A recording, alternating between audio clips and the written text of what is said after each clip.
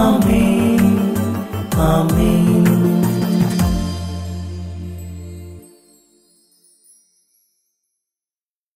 യേശുവിൻ്റെ ഏറ്റവും പ്രിയപ്പെട്ട കുഞ്ഞെ, ഇന്ന് ഇടവക വൈദികരുടെ മധ്യസ്ഥനായ വിശുദ്ധ വിയാനി പുണ്യവാളൻ്റെ തിരുനാൾ ദിനം.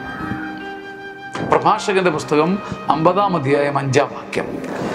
ശമയോൻ, പ്രധാന പുരോഹിതനായ ശമയോനെക്കുറിച്ച് ബൈബിൾ ഇങ്ങനെ കൃത്യം എഴുതി വച്ചിരിക്കുന്നു.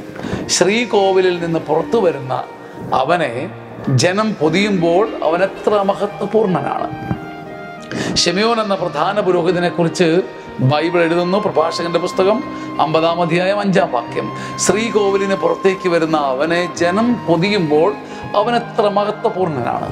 കർത്താവ് ദൈവജനമേ ഇന്നത്തെ ദിവസം പൗരോഹിത്യത്തിൻ്റെ 2 ധർമ്മങ്ങളെക്കുറിച്ച് പറയുക, അഥവാ പൗരോഹിത്യത്തിൻ്റെ 2 ഭാഗ്യങ്ങളെക്കുറിച്ച് പറയുക. ഒന്ന്, ഒരു കടമയാണ്.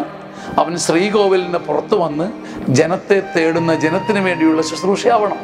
2, ദൈവജനം പുരോഹിതനെ പൊതിഞ്ഞു നിന്ന് അവന് വേണ്ടി പ്രാർത്ഥിക്കുകയും ശ്രീകോവിലേക്ക് അവനെ സമർപ്പിക്കുകയും വേണം. അവനോ ശ്രീകോവിലിൽ നിന്ന് പുറത്തു വന്ന് ജനത്താൽ പൊതിയപ്പെടുവാൻ നിന്നു കൊടുക്കണം. ജനമാകട്ടെ പ്രാർത്ഥനകളാൽ അവനെ പൊതിഞ്ഞ് ശ്രീകോവിലേക്ക് സമർപ്പിക്കണം. ദൈവജനത്തിന് വലിയൊരു കടമയുണ്ട്, പുരോഹിതരെ സ്നേഹം കൊണ്ടും പ്രാർത്ഥന കൊണ്ടും പൊതിയാൻ. പുരോഹിതർക്ക് വലിയ കടമയുണ്ട്, ശ്രീകോവിലിൽ നിന്ന് പുറത്തു വന്ന് ജനത്തെ തേടാൻ.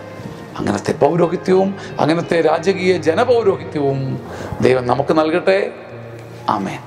നിത്യപുരോഹിതനീശോയേ, നിന്റെ പുരോഹിതദാസരെ നീ തിന്മയിലൊന്നും